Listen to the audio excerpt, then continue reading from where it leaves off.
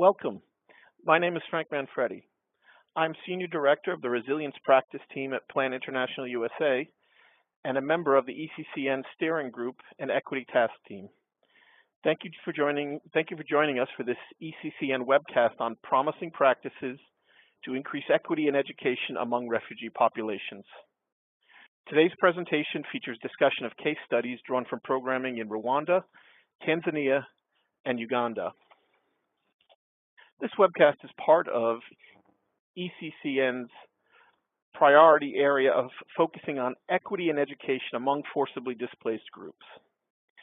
ECCN's Equity Task Team is highlighting promising strategies and programmatic approaches featuring case studies, events, and blogs. We look forward to starting a dialogue and would like to learn from the ECC community of practice what other work is taking place, what others are doing. Please contact ECCN to share your ideas and your work. We on the Equity Task Team are interested in understanding how equity is hindered or helped across several levels, including access, learning process, learning outcomes, and systems or institutional. We hope that listeners, when hearing the case studies presented here, will think about their own work and think about the levels at which they engage, as well as to compare and contrast their own programmatic experiences in looking at or addressing equity issues in education. The case studies you're about to hear were drawn from the notion that in addition to being critical for development for the future, schooling can be a critical normalizing experience for displaced children and youth. Yet they often face increased barriers and inequities to education during times of displacement. For example, for many girls and young women, displacement effectively ends their chances for continued schooling. Despite this dynamic, the active engagement of education sector actors provides the opportunity to seek solutions to equity issues.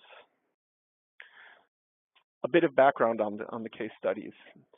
Plan International, the organization from which these case studies were drawn, has a growing portfolio of refugee assistance programming, notably across Central and Eastern Africa.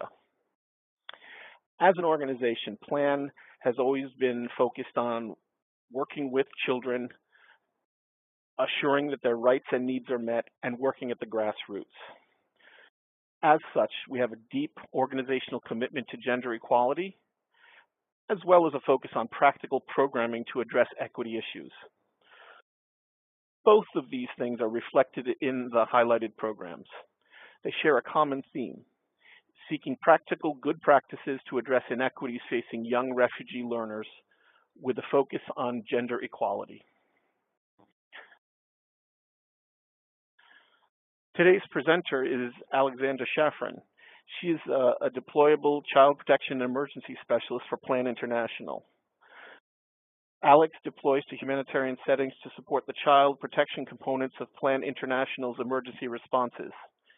She's worked in displacement and refugee contexts in South Sudan, Nigeria, the Philippines, and Bangladesh, as well as the camps in Rwanda and Uganda discussed in this presentation, where she gained firsthand view and knowledge of the highlighted programs. Alex comes with experience from the International Rescue Committee, Save the Children, and the American Red Cross. She holds a master's in public administration from the Middlebury Institute of International Studies and a Bachelor of Arts from Lewis and Clark College. Welcome, Alex, and over to you. Much, Frank. Hello, everybody. I'm very pleased to share with you 3 case studies from Plan International today on behalf of our country teams in Rwanda, Tanzania, and Uganda. This work is very timely as we're discussing more and more among sectors how to provide holistic services to children, particularly addressing the needs of adolescents and adolescent girls. When we look at this unique context of conflict and displacement, it's really important that we identify promising strategies to address underlying social norms that prevent girls from equal access to education and from receiving quality education while in school. The following case studies represent promising practices in accelerated and alternative learning programs strategies to improve access to education, and how to strengthen girls' experience once in school. All of these case studies are available on the ECCN website. The information for these case studies were compiled from discussions with field offices, drawn from midterm and final evaluations, and also learnings were taken from monitoring and evaluation reports, as will be discussed in the remainder of the slides. The first case study I'm going to present to you today is on alternative education program Leveling the Playing Field for Children in Crisis in Rwanda. This project took place in Mahama Refugee Camp, which is a camp hosting Burundian refugees, and was funded by Plan International Sweden and the Swedish Broadcasting Agency. This project is aimed at addressing the specific needs of out-of-school adolescents and youth through an alternative education program. Just a bit of background about the emergency. Following a 2015 political upheaval in Burundi and instability, refugees began entering Rwanda in search of safety and political refuge. To date, Rwanda has received over 75,000 Burundian refugees who are living in refugee camps and urban areas. Some urban areas include Kigali and transit camps as well. Mahama itself is home to over 54,000 refugees, and more than half of these refugees are children. Plan International has been a key implementing partner in Mahama Camp since its inception and has been primarily focused on child protection and sexual gender-based violence activities. However, in 2016, the work expanded to include education programs. Plan took on the education work primarily to address the needs of out-of-school children and older children. This was a result of a needs assessment conducted in Mahama Refugee Camp. The needs assessment revealed that idleness and lack of access to education has exposed children to other protection concerns such as stealing, working in or outside of the camp, and drug and alcohol use. It also found that these children are more vulnerable to risks of exploitation and harmful child labor. In addition, these out-of-school children did not have access to accelerated learning programs or informal education that would help them transition into more formal Rwandan schools. Many were unable to read and write. Therefore, Plan International developed an alternative education program that was aimed at increasing literacy and numeracy skills, as well as integrated key life skills programming to help these children get back on track. This program was facilitated by a team of hired volunteers who worked for the project on a daily basis and was also supervised by Plan International officers. The primary objective of the alternative education program was unaccompanied and separated children and other vulnerable children are protected from child labor and other forms of exploitation through increased access to quality education. We know that the best way to combat exploitation and harmful labor is through a multifaceted approach, including education and protection strategies. So naturally, this addition to our work in the camps was very beneficial for combating exploitation. A bit about implementation specifics. So the program was developed to address literacy and numeracy and also integrated some key life skills programming, such as key messages on child protection. It focused on developing trainers from the Burundian community, so staff and volunteers worked together to deliver this curriculum. It also had a combination of both learning areas, such as classrooms, and recreational spaces, so that children could both receive education and also psychosocial support and just be a normal kid, play with their colleagues, and connect in clubs and groups. It was important that we had an opportunity as our protection staff to use this space to link to more technical case management services that would provide one-to-one support for at-risk children, such as unaccompanied and separated children, and those at risk to trafficking. The program itself had 400 students in total, 204 females and 196 males. There were many notable successes in the program, including the provision of psychosocial support that helped youth overcome behavioral problems, such as acting out, negative coping mechanisms, and even some students reported the course helping them overcome anxiety and depression. Learners left the course with skills in reading and writing and were able to pursue technical and vocational training programs and more formal education after completion of the course. The project also trained volunteers and staff who received refresher trainings on the curriculum and in specific provision of counseling sessions. 253 students completed this program and were able to read and write. Some challenges that we faced in the alternative education program included inadequate teaching and learning facilities with regards to the classrooms and equipment, insufficient books and support materials to implement literacy, numeracy, and life skills curriculum, and irregular attendance of learners, particularly for afternoon courses. So for example, in the third component, timing can be really difficult for older learners. They have other responsibilities in the afternoon, such as caring for siblings or working or seeking out aid, such as standing in line for food or NFI distributions. This environment can also be really hot in the afternoons, which can make class attendance difficult. So it is important to consider all of these components in another round of the alternative education program to improve attendance rate. Plan International believes in regularly monitoring and evaluating our program to collect learning. The project staff collected weekly, monthly, quarterly progress reports, and along with a final report that was used to monitor all project activities. It involved both the monitoring and evaluation officer, Plan Rwanda's child protection team, and their specialist, and was regularly shared with children and parents to provide suggestion boxes and feedback forms. So we really value the voices of children to give us information about how the project went, what they like, what they would like to change, so that we really elevate the voices of children and youth. You can even see the positive feedback that children were giving throughout the program. We have no words to express our gratitude to Plan Rwanda for the wealth of knowledge they are investing in us. We had lost hope, but now we see progress and a light at the end of the tunnel. And this was from a 19-year-old female learner. As I mentioned before, learning is really crucial for Plan International. We conducted a final independent reflection and lessons learned evaluation to help improve the program in the future. So we know that we need to mobilize resources and put in place adequate infrastructure to support the program in the refugee camp, and that we need to ensure that enough teaching and learning materials are provided for both learners and the teachers that have volunteered to engage in the program.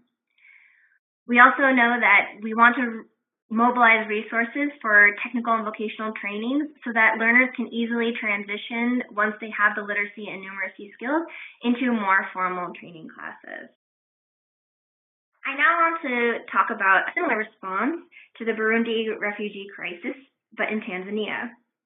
Tanzania took another approach to improving access to education for girls through girls' clubs essential to equity in education. This was funded by our Plan International Canada organization, and it worked with girls' clubs to increase school attendance in Nduta refugee camp. So after the political instability in Burundi in April of 2015, more than 400,000 Burundians fled political violence to neighboring countries, 230,000 of which entered Tanzania. Nearly 134,000 Burundians are currently taking refuge in camps in northwest Tanzania, and 78% are women and children. A vast number of children living in the camps have witnessed extreme violence, and many have been separated from their parents. Plan International works in 3 refugee camps in northwest Tanzania, Nyarugusu, Nduta, and Mtendeli. Plan International has been working in Nyarugusu camp since the beginning of the crisis in 2015. However, this camp reached a breaking point in October 2015, and thousands of refugees were relocated to new camps in Nduta and Mtendeli, where Plan was selected by UNHCR to lead protection efforts.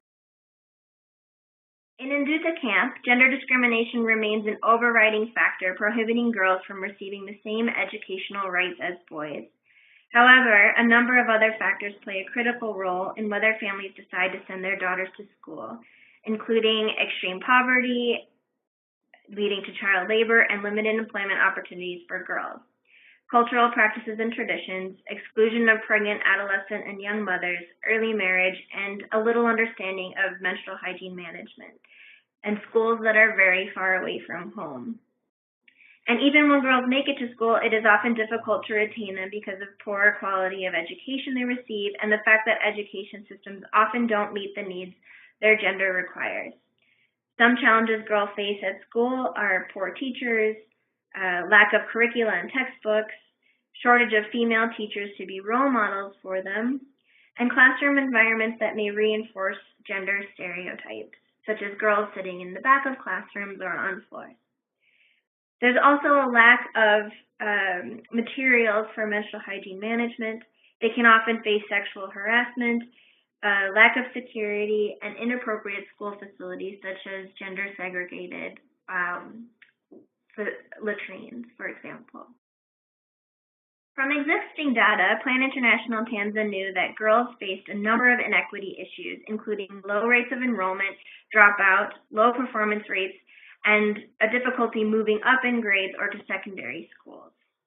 Therefore, in July 2016, Plan International Tanzania conducted a needs assessment to identify causes of these low indicators. The barriers identified included a poor understanding by parents of the importance of education for adolescent girls and a lack of supports in place for girls once at school. An example given was no support for menstruation management. This was seen as a contributor to both girls missing several days of school per month or dropping out altogether. This led Plan International Tanzania to develop a 3-year education and emergency strategic plan that would help provide better access to quality schools and a more equitable education for all refugee children, especially adolescent girls enrolled in secondary schools in Nduta and Mtendeli camps. The primary objective of the girls' clubs was to create a space for girls to learn, share ideas, and interact so that they can be better developed to help themselves and contribute to their community. The primary objective of the Girls Club is in line with Plan International Tanzania overall strategy to improve the quality of education for Burundian refugee children in Nduta and Mtendeli. Additional objectives of the Girls Clubs include supporting girls in acquiring life skills that will enhance their self-worth and confidence, improve school enrollment and retention and completion rates of girls, promote awareness on the importance of girls' education among parents and community, and empower girls on their rights and how to seek them, as well as train girls on vocational skills and to promote self-esteem. In Tanzania, the Girls Clubs met for 2 hours per week on Tuesdays and Thursdays from 3 to 4 p.m. on school grounds, and this was decided in consultation with girls where they felt most comfortable and what times worked best for them. The average attendance for each of these clubs was about 11 girls. All of our implementation staff were run by female teachers under the supervision of Plan International staff. So all of the facilitation was done by Burundian female role models. And our officers only provided coaching and supervision to these trainers to improve their skills. Some of the topics that were covered include self-esteem, mental hygiene management, HIV, AIDS, and sexually transmitted diseases, and sexual and reproductive health rights, gender-based violence, security, and others. The Girls Clubs experienced a great deal of success, and it's been documented by our Plan International Tanzania team. Attendance at school and completion rates of female students increased after the program. Female students demonstrated the ability to properly manage menstruation. Peer-to-peer education and support took place between families. Teachers and parents were able to support adolescent students to continue attending school during menstruation. And the enrollment of adolescent girls at secondary school level increased, and adolescent girls' enrollment increased from 157 to 201 during the 2016-2017 school year.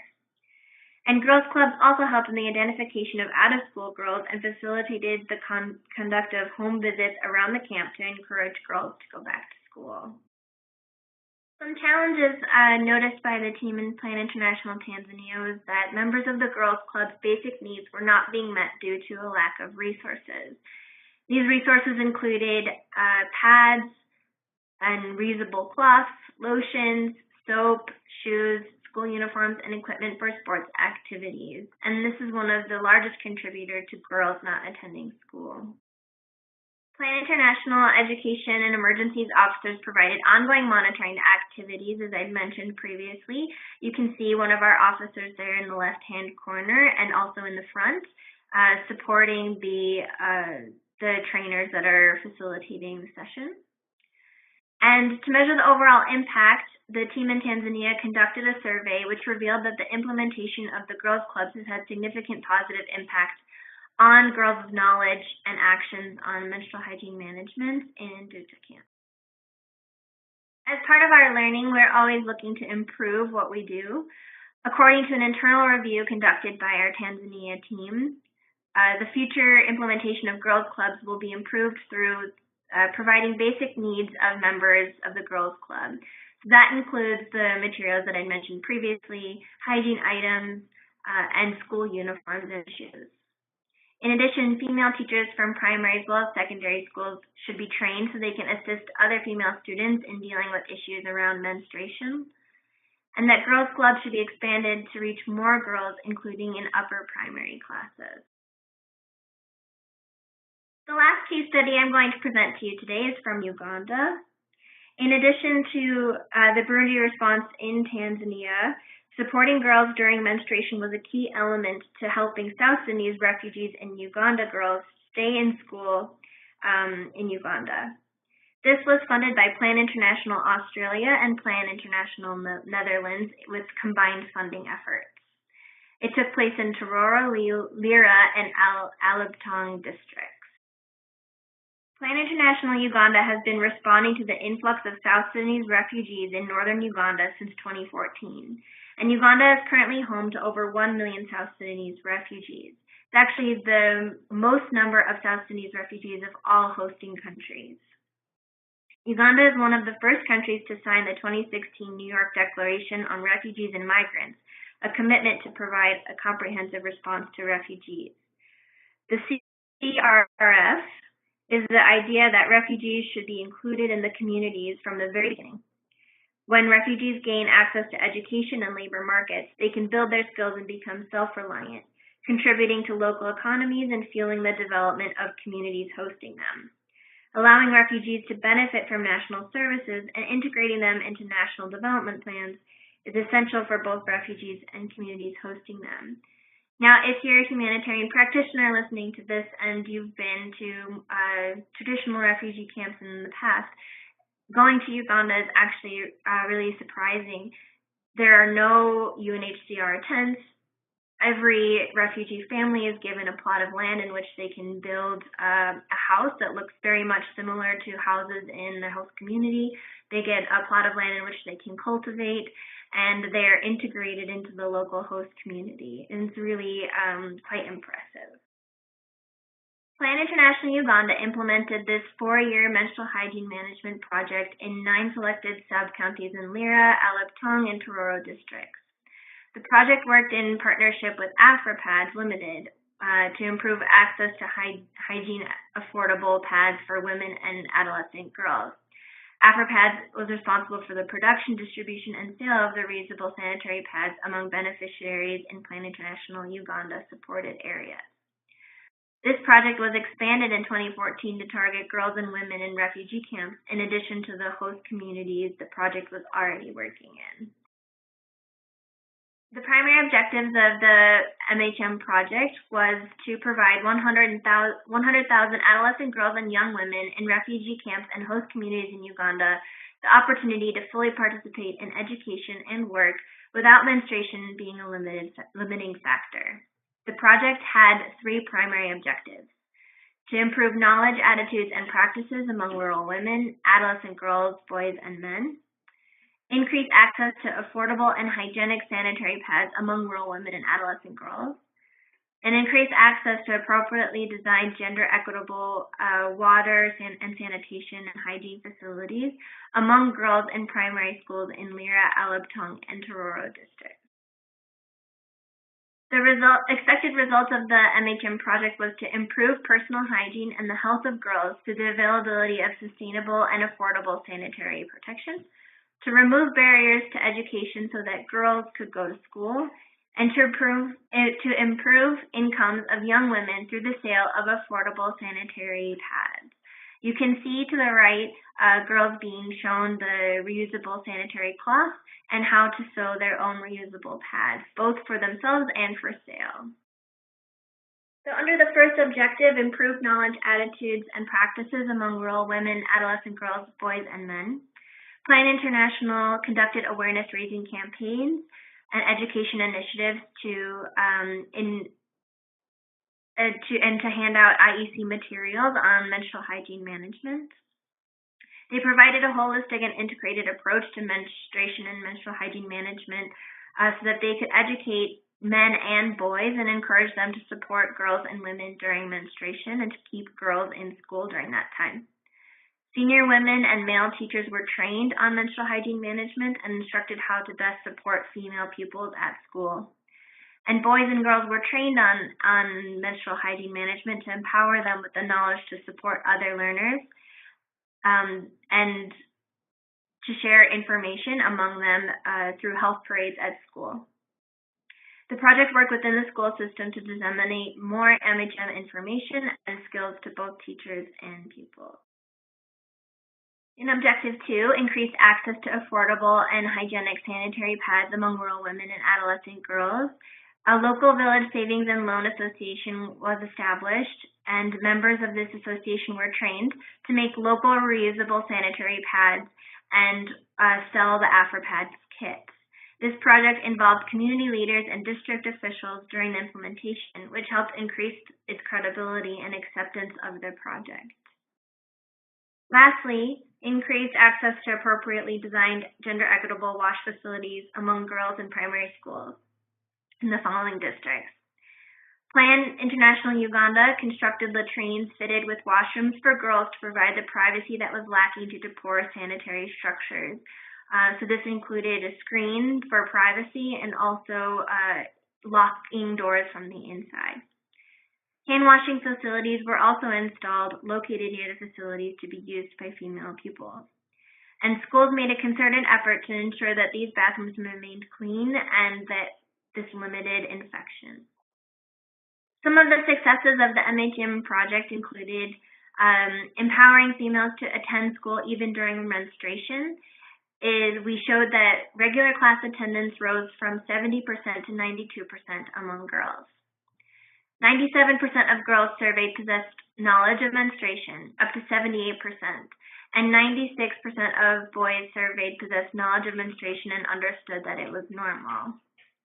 97% of girls surveyed displayed a positive attitude towards menstruation, and 94% of girls and women in Tororo, Lira, and Albatong districts have access to appropriate sanitary materials. This was up from 76% before the project.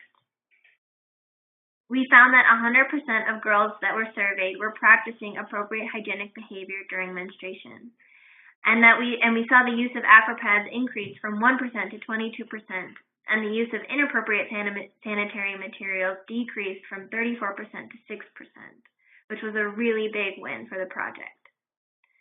VSLA members were also able to establish new enterprises from the income gained in the sale of the AfroPads. A baseline survey and midterm review were conducted to ensure lessons learned were transferred from one phase into the next. Plan International used most significant change to capture the essence and feeling of the changes that took place as a result of the project.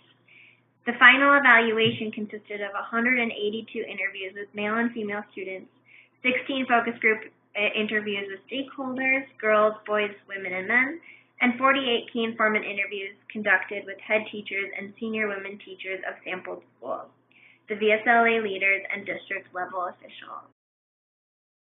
Some key learnings from the monitoring and evaluation and an internal review conducted by Plan International Uganda revealed that training of all teachers in MHM, not just senior male and female teachers, would generate a more critical mass of teachers supporting female students at all levels. That training of in-service teachers and their instructors in MHM would increase the uptake in MHM practices among girls. To equip all schools with sewing machines so male and female students could make reusable pads at schools within the school health clubs. Strengthen and scale up boys and girls clubs and recruit retired teachers who are well respected in the community to mentor clubs. And increase engagement with cultural and religious institutions to ensure that menstrual hygiene management is included in their topics and discussed.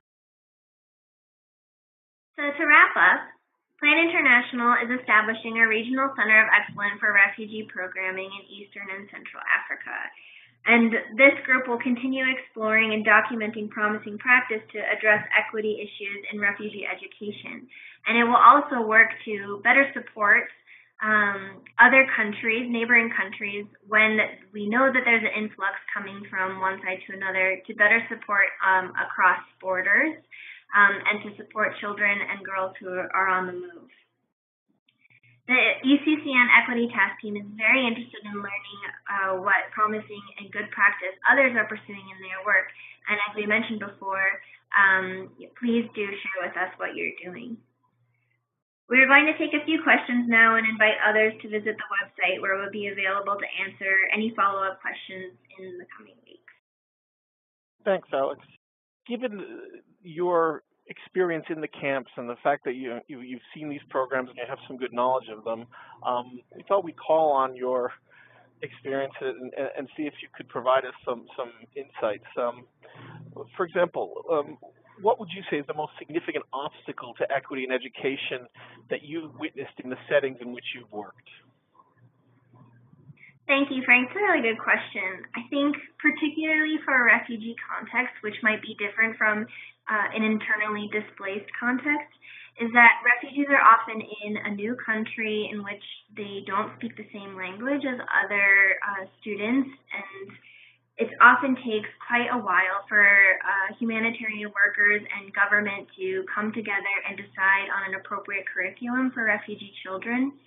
And during that time, many refugee children are out of school, they're idle, and this can lead to other protection concerns and negative coping mechanisms.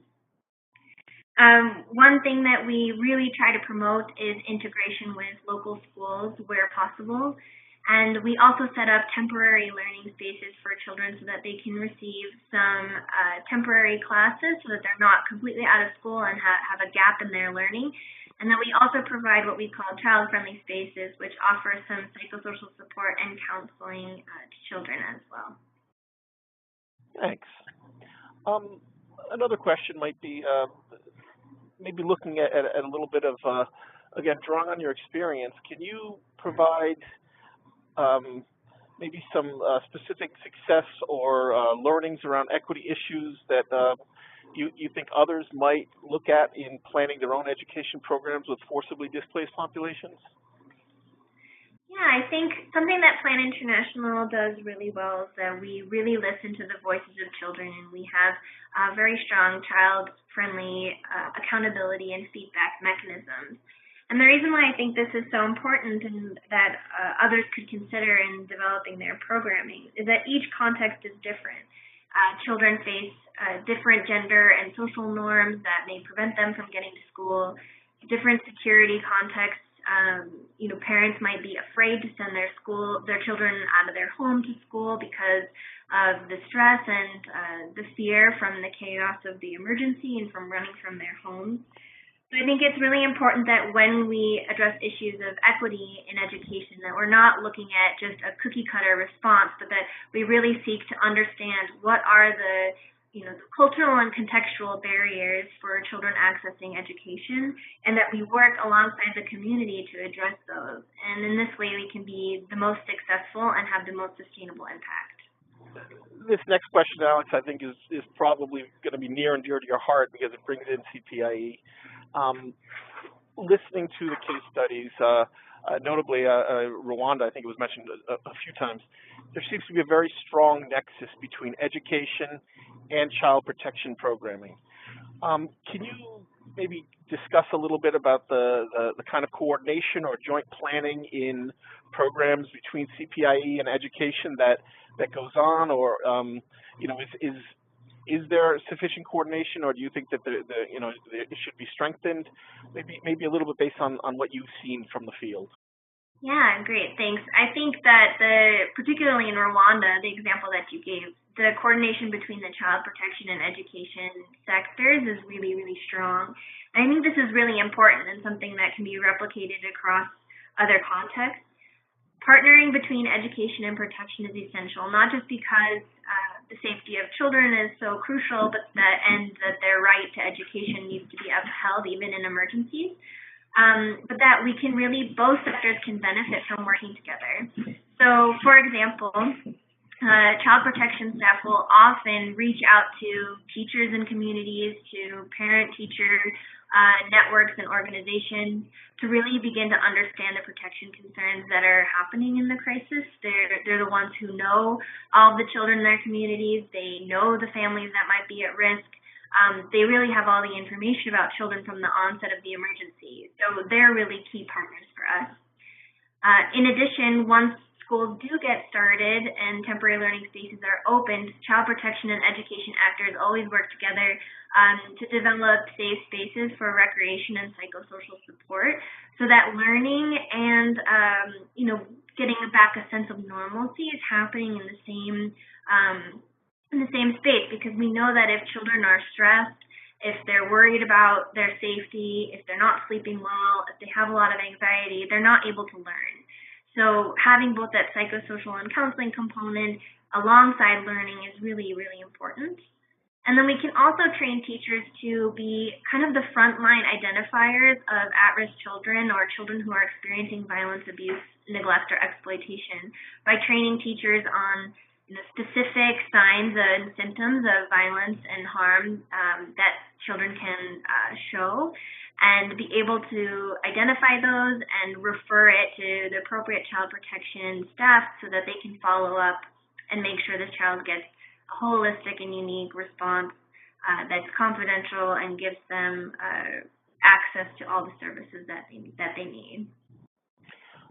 That's a lot of good information, but it occurs to me that a lot of that is probably within the organization. That is, maybe if these are planned programs, it was the planned education people and the planned CPIE people collaborating. I'm wondering, did you see collaboration at sort of the cluster level, or at different organizations or different levels, or is this really mostly within organizations? Maybe you could give us a little bit of your thoughts about that, or if you're not seeing that kind of collaboration, if you think there's room for it. I think there's always room for improvement, of course, and it really starts at the individual level. I think the more that education and child protection staff themselves are aware of what other sectors are doing and the way that their activities can be complemented, and the more we understand the holistic needs of children, children don't just need a safe place to play, for example. They also need a safe learning environment, and they need teachers who are trained to respond to their protection and safety and psychosocial needs. They need parents that are informed about the dangers in the community, where to seek services, how to get support.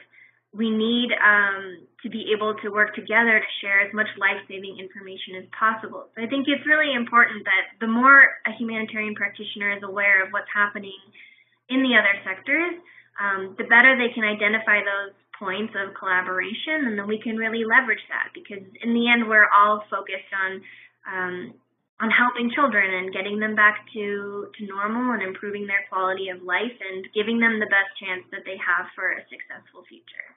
So, simple message, more coordination is better. Great. Alex, thank you very much. You're a champ, and this has really been very helpful.